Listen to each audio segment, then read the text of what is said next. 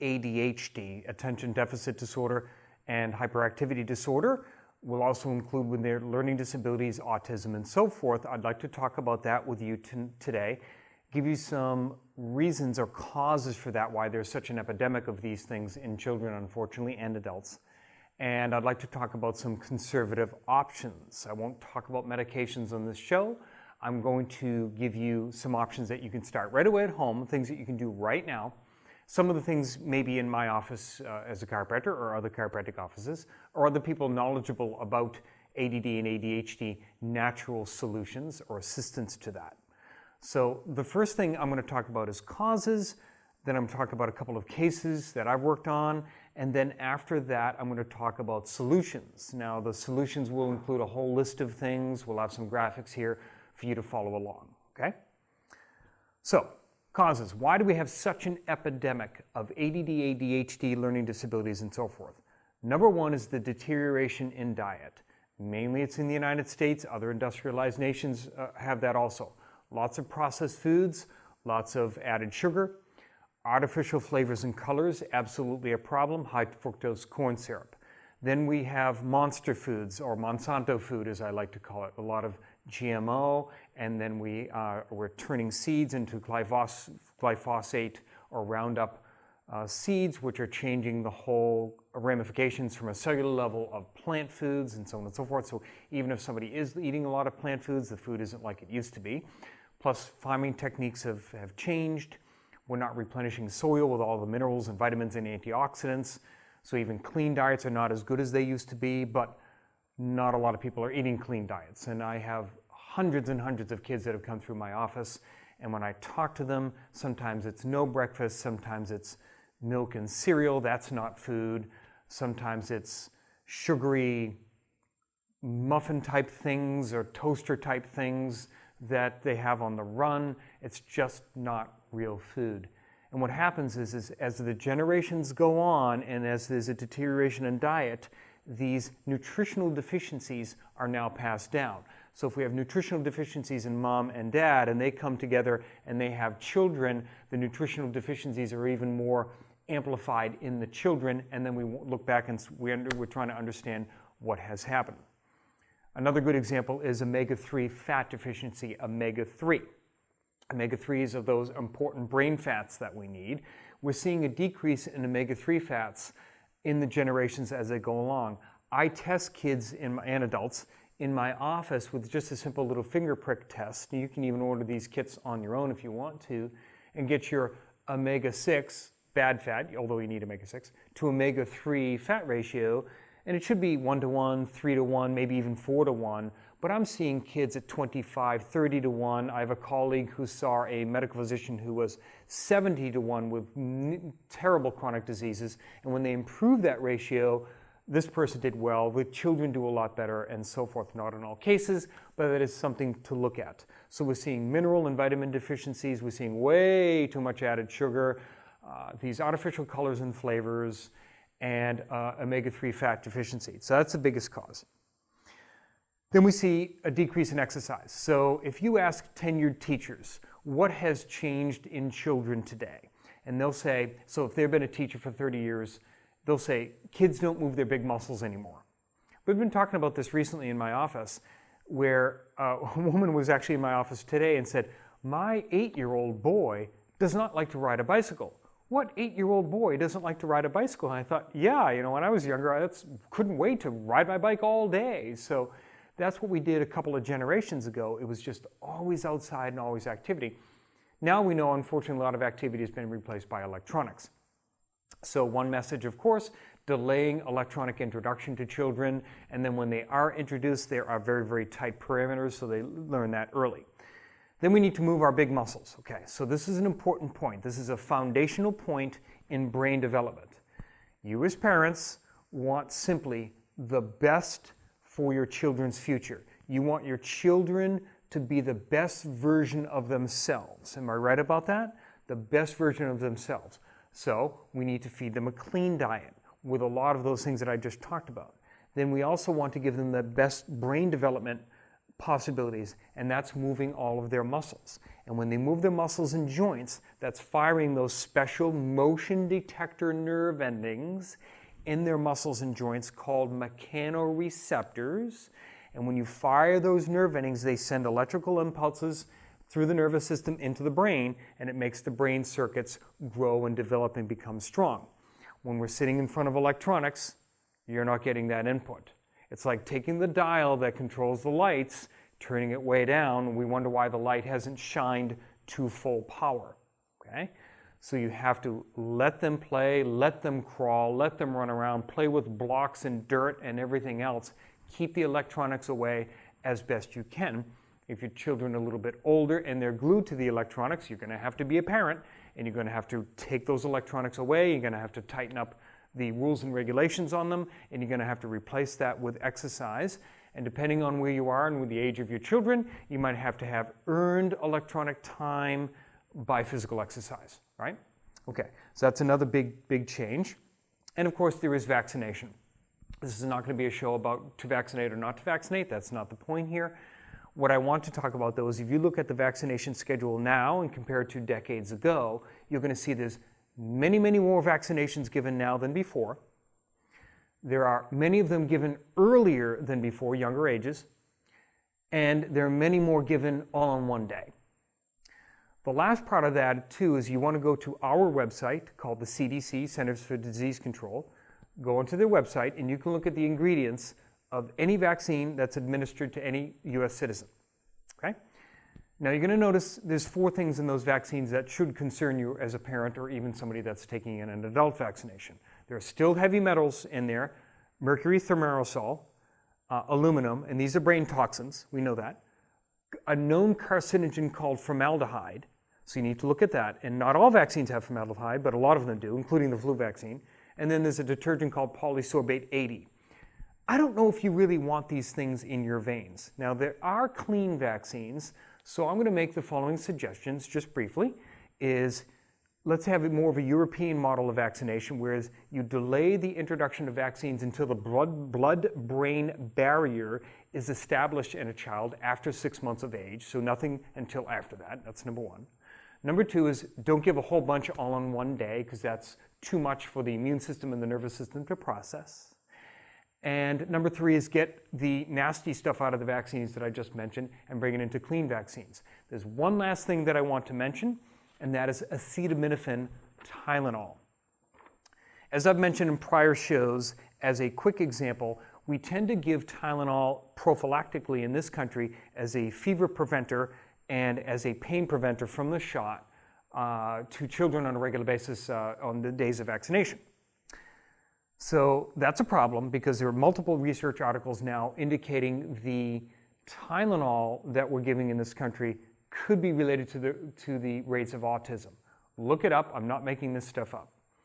So as an example, if you compare United States rate of autism to Cuba, the rate of autism in the United States is 298 times that of Cuba. Both of them are highly vaccinated countries, and the difference some scientists are saying is we give Tylenol on a regular basis to kids here on vaccination days, and they don't do that in Cuba. So that's a huge difference, 298 times difference. So you need to look at that. Some are recommending, as I am, to never have pregnant women take Tylenol. Let me back that up, scratch that. One should consider, because I'm a chiropractor, I'm not licensed to give medication advice. One should consider not taking any Tylenol if you're pregnant, and one should consider not giving any Tylenol to your child unless there's some sort of medical directive where there's something serious going on, which I don't know. But you need to look at that as a serious thing. So those are some causes. Those are reasons why we're seeing an epidemic of ADD, ADHD, and learning disabilities. So look at that. Now I'm going to talk about solutions. Now solutions are going to be trying to negate or undo or reverse a lot of the things I just mentioned, right? So I give in my office when a child is brought to me or an adult, it says, what can you do? I say, well, we can do the following. We're going to make some changes in nutrition. That's going to be for a lot of people uncomfortable and difficult, but it's also very difficult to live with ADD and ADHD or to have a child that has that. That's pretty difficult too.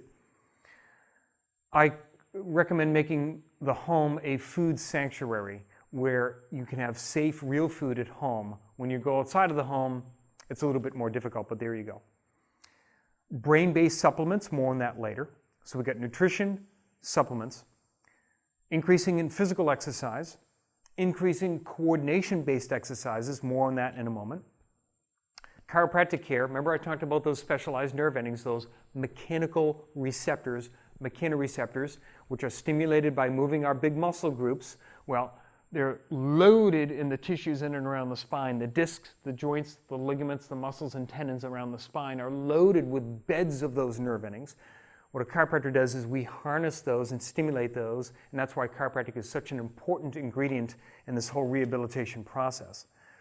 Decreasing electronics, as I had mentioned, having a loving environment at home and making sure that loving environment stays strong and tight in that family unit. Making sure that the sleep environment is appropriate and it's early, particularly when kids become teenagers, encouraging that sleep to happen early on and be regular.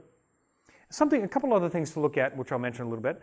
Essential oils, that seems to help a lot of kids. I've been doing peppermint oil for a couple of decades now for kids, but it's way more advanced than that now.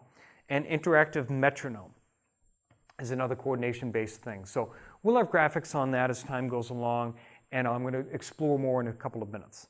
Let me talk about a couple of cases that I've had. Now, these are testimonials that are on my website, and this will really allow you to wrap your head around what we have done for a couple of children. So this one is ADHD improved with non-drug treatments. When my son Michael turned 7, a very classic age to be diagnosed, he was diagnosed with ADHD. His pediatrician recommended medication. This particular family was under pressure by the pediatrician, by the school system, to get this child on drugs. I did not approve an approach and started to look at different available treatments. By the way, this is an important fact in this case. I noticed my son's condition worsen when he ate processed food, anything with sugar or food colorings. I remember these parents said if he had anything with food colorings, he was off the wall that day for hours. Okay? Again, the chemicals were really freaking out his neurons in his brain. I brought Michael to Dr. Fuller's office in October of 2003, a couple of years ago. He recommended fish oil omega-3s, a special exercise twice a day, coordination-based exercises, chiropractic treatment twice a week, to eat lots of fruits, vegetables, and whole grains, basically real food. Within 2 months, I noticed his symptoms improved dramatically. So dramatic symptom improvements in 2 months. He was able to sit still in school and be focused. I saw improvements at home. To this day, Michael continues to see Dr. Fuller once a month. He still does his exercises every day, takes his fish oil, maintains a healthy diet. And by the way, he is now graduating college, I think this year. It's very important for children diagnosed with ADHD to exercise, says this parent. Michael plays indoor and outdoor soccer at the time, participates in a swim program all year round. I know he was actually very active in college too. Bicycle trips, skiing in the winter, and so forth. Michael feels better about himself. So straightforward case of ADHD. It was clear, focus and behavior issues, school problems, pressure on the parents to medicate, didn't want to, found a solution. His improvements were so good, people thought he was being medicated, and he wasn't, so that was a great case. Here's another one. Child with nonverbal learning disorder, NLD, dyslexia, dyspraxia, chronic illness, headaches, and unable to run. That's quite a laundry list of problems in this child. Dear Dr. Fuller, we want to thank you for your role in helping Evelyn become a normal, healthy 11-year-old. Again, this is about 10 years ago. Prior to seeing you a year ago, he was weak, chronically sick, and suffered from emotional problems and learning disabilities. Pediatricians were unable to figure out why his immune system wasn't functioning properly. Kept prescribing more and more antibiotics until he wound up in the hospital with serious stomach disease from the repetitive rounds of antibiotics. He was also suffering from daily debilitating headaches. His legs were so weak he could not run. We were desperate to get answers. They were referred to me by friends of the family that knew me and knew I was working on kids and doing this stuff.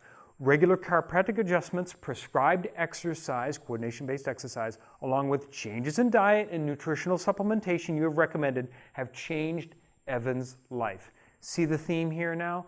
It's a multi-factor approach that I recommend in my office. I find that if people only do chiropractic, it might work, but limited result. If they only change the diet, but they don't do the exercise and they don't do the supplements and so forth, maybe limited results, you're going to have the best results if you do all of it. He is now happy, confident, and well. The balance and coordination exercises have been so successful, he can now juggle. Remember, he didn't have enough coordination to run, and he could now juggle. The supplements seem to be keeping his immune system strong. The adjustments have cured, their words, not mine, cured everything from swimmer's ear to daily headaches. Academic performance has improved. Learning disabilities are much less pronounced. He still has some hurdles to overcome, but we're confident with his progress.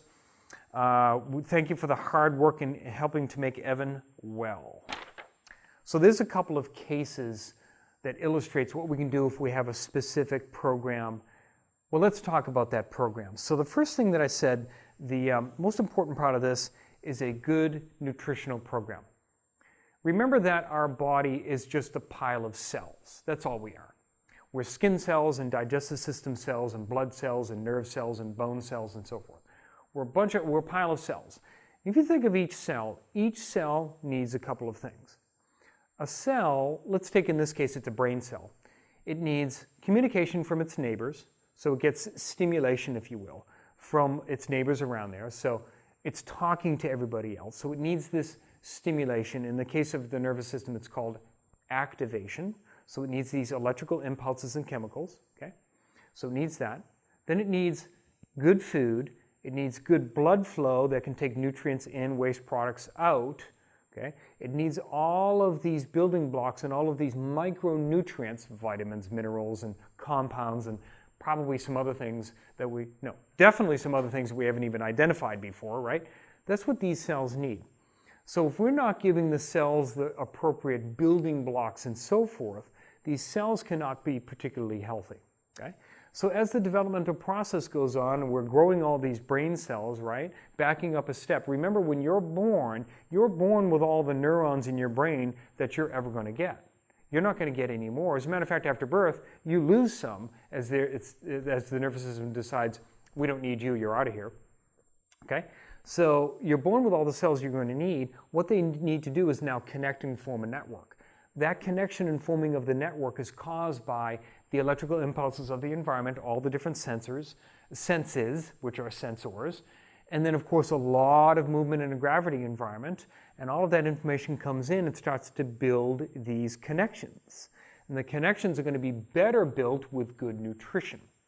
Again, if we're doing the milk and cereal thing and the processed food things and the high sugar stuff, and we're not getting in enough vegetables and some fruit, lots of vegetables, some fruit, and other real food, if we're not doing that, then there's going to be deficiencies, and these cells are not going to grow right.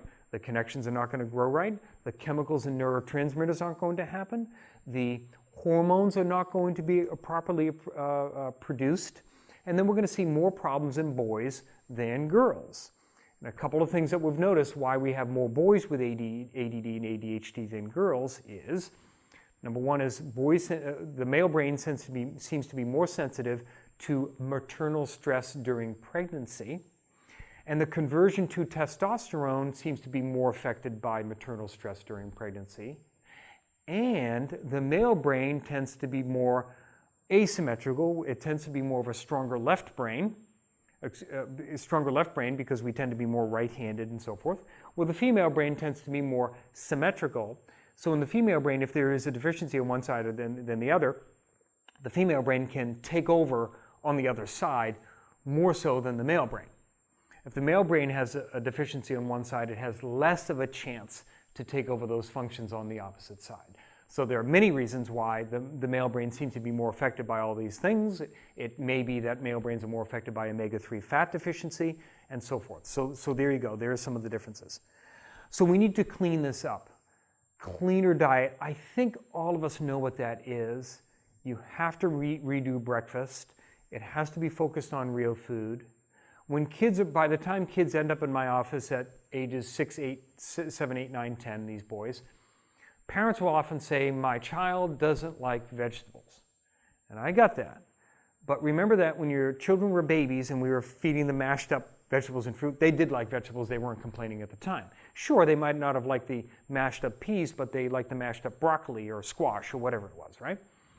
But when they were introduced to the dark side, sugar, then they said, I only want that and I don't want that. And as the brain doesn't develop appropriately, they don't like textures anymore. And that's why so many kids like pasta, French fries, and chicken nuggets. Okay? Now the pasta, French fries, and chicken nuggets industries love that. So if they're watching this video right now, they're going to say, yes, we love that and we're really hooked into this. We're going to get kids addicted to this stuff. Kids don't like salads anymore. They don't like crunchy vegetables anymore because they've lost that because of the sensations in the mouth. Okay? So we have to reintroduce that. Now, when I ask the kids questions, so when I direct my attention to kids, usually they'll tell me, well, I like 2 or 3 vegetables. It's usually carrots, usually baby carrots, kind of an odd thing. Some kids might like a couple of other vegetables. My suggestion to parents is, if they like 3 vegetables, every day you feed them 3 vegetables. Okay? Once a week, you introduce a new one with spirit, with energy, with happiness. Mom and dad are sitting there and eating their cauliflower and saying, this is delicious cauliflower. Hey, Sammy, you should try this. This cauliflower is so good. And actually, you're not lying because it actually really is good. And so you do that with energy and saying, I demand you of eating this and so forth, and then you get resistance, right? So you just keep doing that until that menu of vegetables begins to grow in the child. And it will happen. They'll eventually turn the corner. Most of them do. I, just like any other normal child, there were certain vegetables I didn't like later on. But then when I became an adult, you love almost everything, right? The other thing is drinks. Okay, fluid. I recommend no soda, no diet soda, as close as you can. No sport drinks, no diet sport drinks, nothing with color. The best beverage is water. Now, what if my child is an athlete? Start looking around and stay away from the popular sport drinks that have lots of different colors to them, because remember, those are chemicals, okay? And stay away from the ones that are high fructose corn syrup. Do your homework, be an ingredient snob, get the stuff out of there that you don't recognize, okay? Make sure the kids are drinking enough water. Number 2 is brain supplements. So you can do some research on there. I've got stuff on my website, stuff on my YouTube page, and I've done videos on this as well. So the foundation is as follows. Omega-3 fats from fish oil. That's going to help change that ratio. And make sure you get a good brand, that it's non-detectable traces of mercury, PCBs, and heavy metals, independent lab testing. Liquid is always better. Yes, I take finicky ADHD kids, and I'm having them take liquid because liquid is half the cost of gel cap, but go with gel cap if you need to. Always take protective antioxidants to protect the oxidation of fish oil. That would be a plethora of B-complex, alpha-lipoic acid, coenzyme Q10, N-acetylcysteine, acetyl L-carnitine, and so on and so on, okay? So you can find all kinds of products out there that has that. Number 3 would be vitamin D. Vitamin D should be titrated appropriately for the child's weight. You can have vitamin D testing. I do recommend that so you know where you are. Next would be magnesium. Same thing with magnesium. It needs to be titrated because of body weight. There's plenty of easy information to access out there. Dr. Carolyn Dean, medical physician, would be one person to look up to all about magnesium. Vitamin K, K2 and K7. And then the last one is a probiotic with fermented foods if you can, particularly fermented vegetables again, right? And you can make your own much cheaper than at the store and so on and so forth. Fermented vegetables will have probiotics.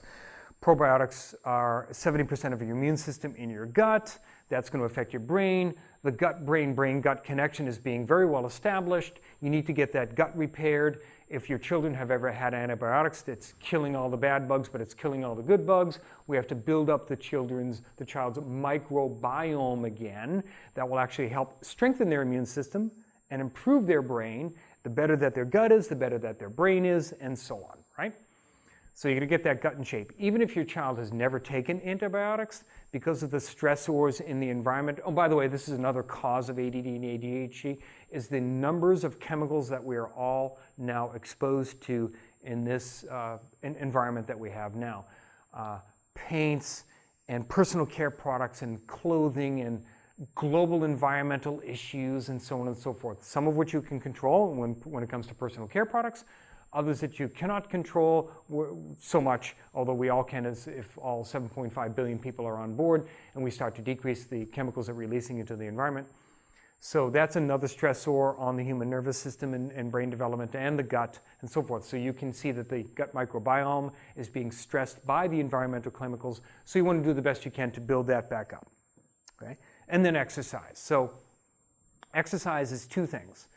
One is general physical exercise. And I do recommend, as best you can, is to introduce your children to as many different sports and things as possible. You might not want to do the football thing because of the head contact and the concussions and all of that, and I could very much appreciate that. There are other sports that have concussion issues.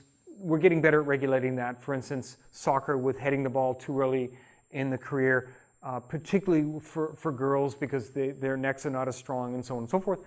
So that makes sense to limit that. There's other contact sports that you have to be concerned about, but there's other safer sports. Basketball, not as much, right? Swimming, not as much. Cycling, track, you wouldn't have as much chance of those types of things. So lots of different sports can be introduced. Then there's coordination-based exercises. Most of the kids that come to me with ADD and ADHD have a right brain deficit. I do recommend going to a practitioner that is familiar with what I'm talking about right now, which means that I'm going to give a lot of coordination-based exercises on the left side. So if they're a baseball player, I'm going to have them swing lefty a lot in practice. If they play soccer, they're going to be kicking a lot with their left foot, standing on their left foot, doing balance beam exercises more on the left side. Maybe, again, age appropriate, tossing soft balls around the house with your left hand into things, doing bouncing back and forth with the parents or an older sibling, doing exercises like that. So a lot of hand-eye coordination stuff. Two of my favorites are ping pong and jump rope. Easy to do, but ping pong would be, again, left-handed if the child has a right brain deficit, and likely they do. So ping pong would be played all lefty.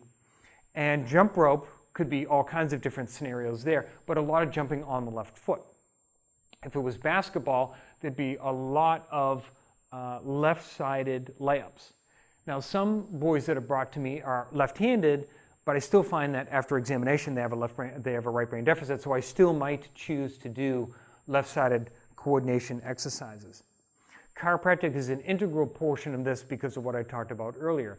Those huge beds of nerve endings that are buried in the spine need to be activated to fire those nerve impulses into the brain to allow those synapses, those connections to grow stronger. We've got the research now that talks about one chiropractic adjustment improves the metabolism in the brain. We can see the brain activity being lit up on certain tests after chiropractic adjustments. So we know that's the case, not only just seeing the reports of people getting better, but now we can see on important scientific studies that the chiropractic is actually activating the brain. Of course, we've known that for 123 years. Decreasing electronics, like I talked about, is very, very important. Make sure that electronics do not replace exercise. That loving environment is such an important thing, making sure that mom and dad have that nurturing relationship and that's passed down to the child so they feel safe, secure, and that home sanctuary is exactly that. Sleep is critical, particularly when kids get to that teenage years. They have to be encouraged to go to bed earlier. Making sure that electronics are taken out of the bedroom. It's cool, it's dark. The bedroom is for sleeping, it's not for staying up late and so forth.